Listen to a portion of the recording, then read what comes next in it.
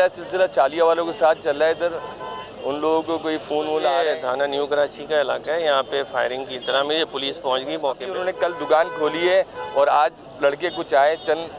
ये थाना न्यू कराची का इलाका है, यहाँ पे फायरिंग की इत्तला मिली, पुलिस पहुँच गई मौके पे। नाम जब्बार कुरैशी है, वो बहुत अच्छा नाइस आदमी था। तलाती को डकैती मजम्मत का वाक़या है, लेकिन जब पुलिस यहाँ पहुँची हमने हालात देखे तो डकैती मजम्मत नहीं है। यहाँ पे कुछ केबिन लगाते हैं छालिया वाले, और इनको 10 रोज़ कबल इनको कोई कॉल मौसूल हुई थी बाहर के नंबर से इंटरनेट के थ्रू, जिसमें इनसे पैसों की डिमांड। 30 दिन ये इधर जो है ना रोज़ा खुलवाता था और वो बेचारा शहीद। तारीख से थोड़ा पहले यहाँ पे पता चला कि वो कुछ मुल्ज़िमान आए और उन्होंने इन्हीं दुकानों पे फायरिंग की, और हमें ये पता चला कि दुकान वालों की तरफ से भी यहाँ पे कुछ लोग थे, उन्होंने भी जवाबी फायरिंग की। गरीब आदमी था, फल फरोश था, और 30 दिन के लिए इफ्तार कराता था। उसके अलावा उसका 12 महीने रूटीन थी कि वो फल फरोश था।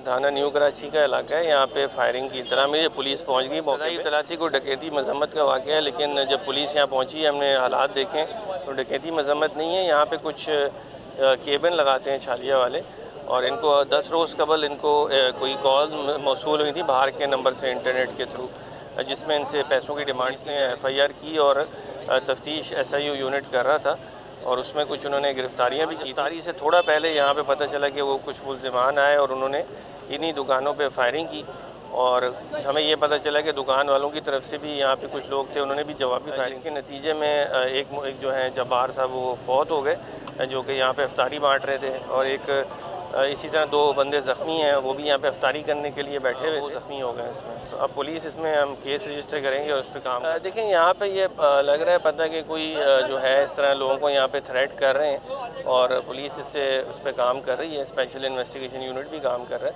है। लेकिन अब ये है कि हम भी इसको करेंगे, जो कि केस ज़ख्मी और जो फौत हो गए उसका केस अब हम लोग इन्वेस्टिगेट करेंगे और इनको इंशाल्लाह अरेस्ट करें। इसमें 2-3 लीड्स मिली हैं इसमें, तो वो आपसे हम शेयर नहीं कर सकते। कुछ SIU वालों के पास भी लीड्स हैं, हम उनके साथ मिलकर काम कर रहे हैं। उसके अलावा भी यहाँ पे लोगों ने कुछ हमें अभी इन्फॉर्मेशन दी है, जिसकी रोशनी में और इससे पहले FIR कट चुकी है इस चीज़ की कि ये जो है यहाँ से भत्ते की पर्चियाँ आ रही हैं, हमें धमकियाँ आ रही हैं, हमें ये कई 1 महीने से ज़्यादा का ये पीरियड है जो हो रहा है, और इसकी बाकायदा FIR कटी है।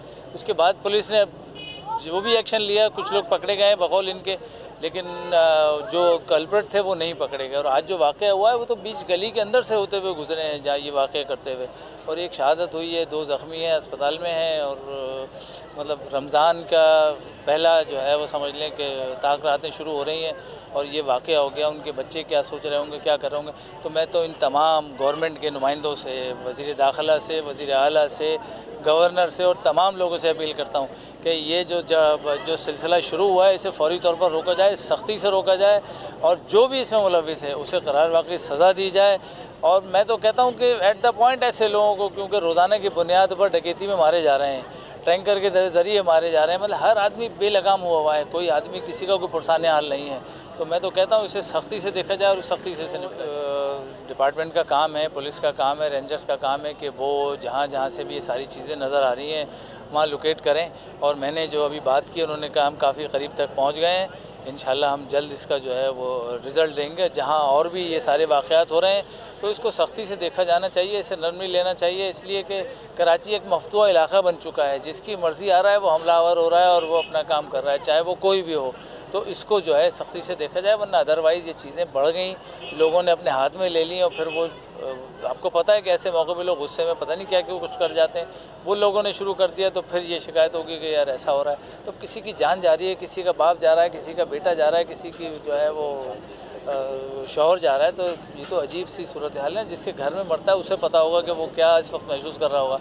हम और आप तो थोड़ी देर के लिए आए, फिर शायद चले जाएंगे, उसके बाद अपनी दुनिया में मस्त हो जाएंगे, लेकिन जिसके घर का नुकसान हुआ है वो अल्लाह ही बेहतर जानता है। मैं तो सवाल अल्लाह के ऊपर भी भेजता हूँ कि अल्लाह इसको जो है इनके अक़ल डाल, इनके जहनों में बेहतरी डाल के इस शहर के साथ जो है वो इंसाफ की बात हुई थी। जब ये वाक़या हुआ है फ़ौरी तौर पे मैंने एसएसपी को फ़ोन किया था। एसएसपी ने कहा मेरे इल्म में है, मैं जो अभी नदीम साहब खड़े हैं डीएसपी, ये एसपी भी खड़े हैं और दीगर थानों के एसएचओज़ भी खड़े हैं यहाँ पे, इन सब को जो है उन्होंने भेजा और एसएसपी अभी ख़ुद भी होके गए। मेरी बात हुई थी कि मैं आ रहा हूँ, मैं असल में इमाम बारगाह में था तो उनसे बात हुई। उन्होंने कहा हमारे इल्म में है, इससे पहले FIR कट चुकी है, इसका IO जो है वो इन्वेस्टिगेट कर रहा है और हमने कुछ लोग पकड़े भी हैं इस हवाले से, शनाख्त किया, लेकिन अभी तक कोई वाज़ेह शक्ल नहीं आई और ये वाक़या हो गया है तो वो भी कर रहे हैं। लेकिन मैं तो ये कहूँगा कि खाली इसको गुजारे नहीं, ये एक वाक़या हो गया, अभी और जगहों पे ये वाक़या जो आप भी बता रहे हैं और मेरे इल्म में भी आया है, वहाँ पर भी खुदा न खास्ता ये अमल हो गया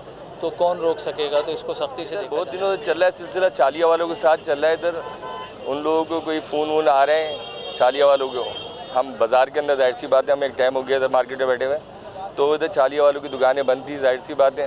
इस वजह से अभी उन्होंने कल दुकान खोली है और आज लड़के कुछ आए, चंद एक शख्स है जिसका नाम जब्बार कुरैशी है, वो बहुत अच्छा नाइस आदमी था और 30 दिन ये इधर जो है ना रोज़ा खुलवाता था और वो बेचारा शहीद हुआ है। बस अच्छा, वो क्या करता था? कोई फल फरोश था? बेचारा फल फरोश था, वो गरीब आदमी था, फल फरोश था और 30 दिन के लिए इफ्तार कराता था। उसके अलावा उसका 12 महीने रूटीन थी कि वो फल फरोश था, यानी कि फ्रूट वगैरह बेचता था, ये करता था।